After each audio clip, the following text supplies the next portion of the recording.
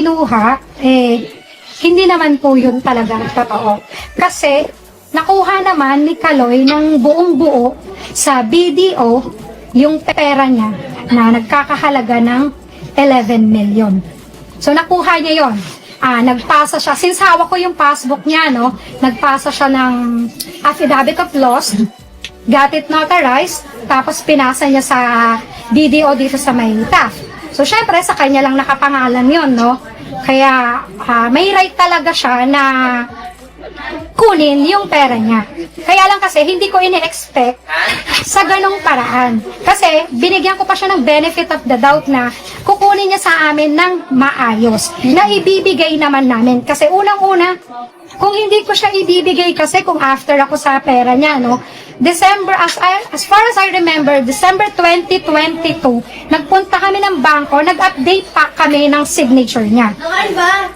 Ngayon, kung after ako sa pera niya, that time, kasi alam ko, iba na yung feeling ko eh. That time, sana sinabi ko sa kanya, mag-joint account kami. Pero, never kong sinabi. Hindi ko ginawa.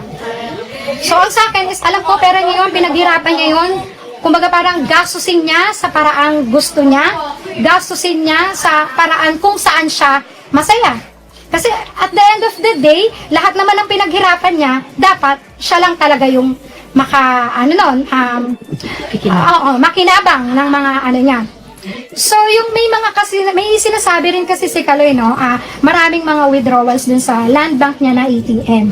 So, hawak ko yung ATM niya na doon pumapasok yung allowance niya from 2013 to 2022. Pero during that time, nung mga 2013 to 2014,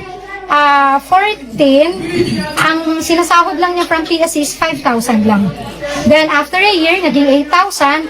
After a year ulit, naging 10,000. Until December 2019. Kasi nanalo na siya noon ng Tapos nag-start siya na manalo, tumaas yung allowance siya nung nag-qualify siya sa Olympics ng parang 2020. No, it's 2020. So, tumaas. So, yun yung mga pero kasi may mga may mga withdrawals talaga doon na meron naman akong proof kung saan napunta yung may mga malalaking amount talaga. Kasi pumasok talaga siya sa Gymnastics Associations of the Philippines way back 2020, no, na nagkakahalaga siya ng 488,000. At meron akong deposit slip na nasa akin na ayun yung parang pagkakaunawaan nila, pagkakaintindihan ng gap between Kaloy, gap, and yung sharing nila dun sa, hindi ko lang matandaan kung saan siya, pero ibinigay namin. Yung husband ko pa ang nag-deposit nun through PNB dito sa may Rizal.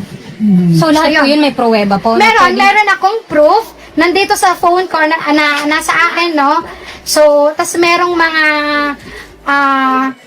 yung resibo din, na kinuhanan ko siya ng ng BDO Life niya. Na nabayaran ko na siya bago pa mag-maturity, yung parang ako mag-advance payment yung niya.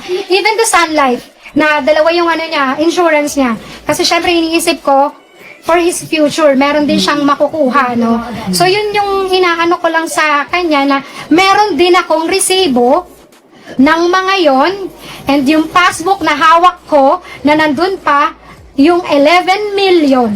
Kasi hindi ko naman siya mawi-withdraw kasi kay Kaloy lang siya nakapangalan. 70,000 na na ayun yung masasabi kong nasa akin ngayon as of now, no? Kasi niya yun ang tawag dito, cash incentives niya yun ng World Championships 2021. So sa akin ibinigay ni Ma'am Weng kasi ayoko syempre alam mo na din sa kanila yung X, then red flag din sa kanila yung girl. So yun yung so sa akin ibinigay. So ang ginawa ko, syempre nararamdaman ko na bilang ina na parang ang sabi ko is baka maubos yung anak ko in the future. So ang ginawa ko, inano ko siya, dineposit ko siya under my name sa BPI account dito sa may BPI dito sa may Vito Cruz. Then pinahold ko siya, ginawa ko siyang bond for credit card. Na nung nagkaroon kami ng diskusyon ni Kaloy, pinuntahan ko agad yung BPI kung paano ko siya pwedeng isoli yung credit card para ma-withdraw ko yung pera niya. So unfortunately, kailangan ko ng 2 years para ma-withdraw ko siya. Otherwise, kasi magpe-penalty ako. Tapos, for ano pa daw yon? Sabi nila, for approval pa. Kung kasi isa-surrender ko lang naman yung credit card na yon. So, intact yung mga pera niya. Sa tingin niyo, ma'am, ano ang naging mitsa dito sa hindi niyo pagkakaunawaan ng anak niyo ni Kaloy?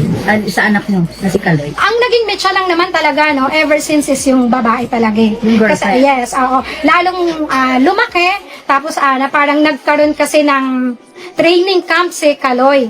Kasama ko yung asawa ko, naghatid kami sa Terminal 3. Ang sabi sa akin ni Rayland, yung coach niya, "Tita, alam mo na ba ang nangyari?" Sabi ko, no idea at all. Kasi hindi naman kami nag-uusap ni Kaloy eh. So wala kaming idea talaga kung ano yung nangyari. Na parang pagdating pala doon, ang sabi ni Coach Mone, dapat pagdating ni Eldro ng teammate niya, yung babae, wala doon sa apartment niya, sa bahay na tinitirahan niya, na binabayaran ng JOC na nire-reimburse ng PSC every end of the year. So, dapat, bahay lang siya ng mga atleta, parang dorm. So, yung mga outsiders, dapat wala doon. Especially yung walang kinalaman sa training. Oo, tinanggap niya, pinakita ni Kaloy, tinanggap niya, nandun yung mga maleta ng dalawang bata. Pero sa tingin mo, yung anak ko is 15 years old. Sa tingin nyo ba, patutulugin ko yung anak ko, isa lang siya, para lang siyang studio time. Oo, so maliit lang siya, mas maliit na nga siya. So patutulugin ko yung anak ko, minor de edad, kasama siya at yung babae. Diba? Pangalawa, si Miguel, hindi rin papayagan ng parent niya. Na sinabi sa akin na, Angelica, mag-meeting tayo, hindi ko papayagan si Miguel na matulog din doon. Siyempre, mahirap, puro lalaki eh. Diba? Na anything na mapatingin or something, actually, yun din yung sabi ni Coach Mone, no? Baka mapatingin si Miguel sa puwet na dahil nakakalat, maging masama yung bata. Diba? Yung doon. Isa pa kasi, alam ko, is Christian talaga sila, yung papa ni Miguel. Kaya, hindi niyo talaga i-allow yung mga ganun. Pero dati ma'am, naging okay kayo ng girlfriend. Or una pa lang talaga. Una, parang medyo okay kasi nagtatawag-tawag naman sila rito ni So, hindi ko naman din masyadong pinapansin, no?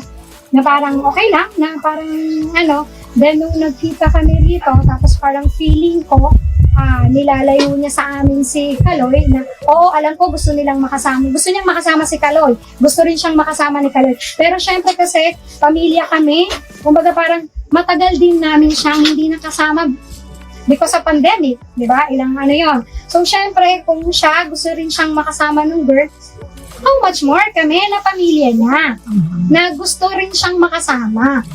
Even yung mga kapatid niya, kasi talagang medyo nalulungkot lang, no? Kasi sobrang close silang magkakapatid.